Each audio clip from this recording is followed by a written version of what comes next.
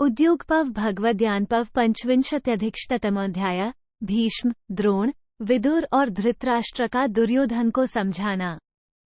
वैशंपायन जी कहते हैं, भरत श्रेष्ठ जन्मेजय। भगवान श्री कृष्ण का पूर्वोक्त वचन सुनकर शांतनुनंदन भीष्म ने ईर्ष्या और क्रोध में भरे रहने वाले दुर्योधन से इस प्रकार कहा। 1 तात भगवान श्री कृष्ण ने सुहृदों में परस्पर शांति बनाए रखने की इच्छा से जो बात कही है उसे स्वीकार करो। क्रोध के वशीभूत न हो। 2 तात महात्मा केशव की बात न मानने से तुम कभी श्रेय, सुख और कल्याण नहीं पा सकोगे। 3 वत्स महाबाहु केशव ने तुमसे धर्म और अर्थ के अनुकूल ही बात कही है। राजन तुम उसे स्वीकार कर लो, प्रजा का विनाश न करो। 4 बेटा ये भरतवंश की राजलक्ष्मी समस्त राजाओं में प्रकाशित हो रही है, किंतु मैं देखता हूं कि तुम अपनी दुष्टता के कारण इसे धृतराष्ट्र के जीते जी ही नष्ट कर दोगे। 5 साथ ही अपनी इस अहंकारयुक्त बुद्धि के कारण तुम पुत्र, भाई, बांधवजन तथा मंत्रियों सहित अपने आपको भी जीवन से वंचित कर दोगे। 6 भरत श्रेष्ठ केशव का वचन सत्य और सार्थक है। तुम उनके अपने पिताक तथा बुद्धिमान विदुर के वचनों की अवहेलना करके कुमार्ग पर न चलो। कुलघाती, कुपुरुष और कुबुद्धि से कलंकित न बनो तथा माता पिता को शोक के समुद्र में न डुबाओ। 7-8 तदनंतर रोष के वशीभूत होकर बारंबार लंबी सांस खींचने वाले दुर्योधन से द्रोणाचार्य ने इस प्रकार कहा। 9 तात भगवान श्री कृष्ण और शांतनुनंदन भीष्म ने धर्म और अर्थ से युक्त बात कही है। नरेश्वर तुम उसे स्वीकार करो। 10 राजन ये दोनों महापुरुष विद्वान, मेधावी, जितेंद्रिय, तुम्हारा भला चाहने वाले और अनेक शास्त्रों के ज्ञाता हैं। इन्होंने तुमसे हित की ही बात कही है, अतः तुम इसका सेवन करो। 11 महामते श्री कृष्ण और भीष्म ने जो कुछ कहा है उसका पालन करो, परंतप तुम तुच्छ बुद्धि वाले लोगों की बात पर आस्था मत रखो। शत्रुघ्न अपनी बुद्धि के मोह से माधव का तिरस्कार न करो। 12 जो लोग तुम्हें युद्ध के लिए उत्साहित कर रहे हैं ये कभी तुम्हारे काम नहीं आ सकते। ये युद्ध का अवसर आने पर वैर का बोझ दूसरे के कंधे पर डाल देंगे। समस्त प्रजाओं, पुत्रों और भाइयों की हत्या न कराओ।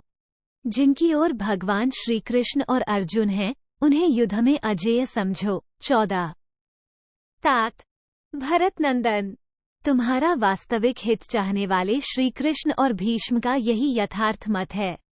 यदि तुम इसे ग्रहण नहीं करोगे तो पीछे पछताओगे। 15 जमदग्निनंदन परशुराम जी ने जैसा बताया है, ये अर्जुन उससे भी महान है और देवकी नंदन भगवान श्री कृष्ण तो देवताओं के लिए भी अत्यंत दुस्सह हैं। भरत श्रेष्ठ तुम्हें सुखद और प्रिय लगने वाली अधिक बातें कहने से क्या लाभ? ये सब बातें जो हमें कहनी थी मैंने कह दी, अब तुम्हारी जैसी इच्छा हो वैसा करो।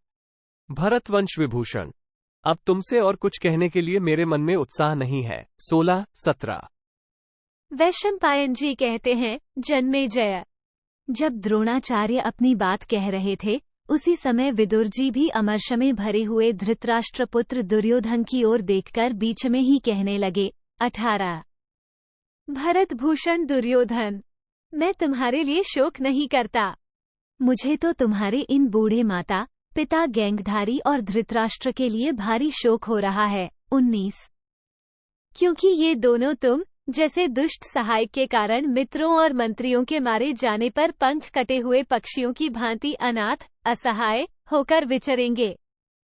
तुम्हारे जैसे पापी और कुलघाती कुपुरुष पुत्र को जन्म देने के कारण ये दोनों शोकमग्न हो भिक्षुक की भांति इस पृथ्वी पर इधर उधर भटकते फिरेंगे। 21 तत्पश्चात राजा धृतराष्ट्र ने राजाओं से घिरकर भाइयों के साथ बैठे हुए दुर्योधन से कहा। 22 दुर्योधन मेरी इस बात पर ध्यान दो, महात्मा श्री कृष्ण ने जो बात बताई है वह अत्यंत कल्याणकारक, योगक्षेम की प्राप्ति कराने वाली तथा दीर्घ काल तक स्थिर रहने वाली है, तुम इसे स्वीकार करो। 23 अनायास ही महान कर्म करने वाले इन भगवान श्री कृष्ण की सहायता से हम लोग समस्त राजाओं में सम्मानित रहकर अपने सभी अभीष्ट मनोरथों को प्राप्त कर लेंगे। 24 तात भगवान श्री कृष्ण से मिलकर तुम युधिष्ठिर के पास जाओ और पूर्ण रूप से मंगल संपादन करो, जिससे भरतवंशियों को कोई क्षति न उठानी पड़े। 25।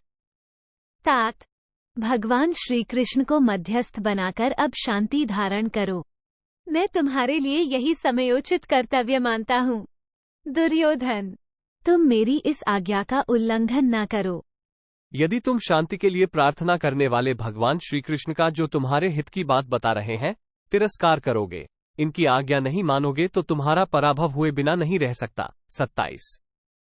इति श्री महाभारते उद्योग पर्वणि भगवद्यान पर्वणि भीष्मादिवाक्ये 25 125।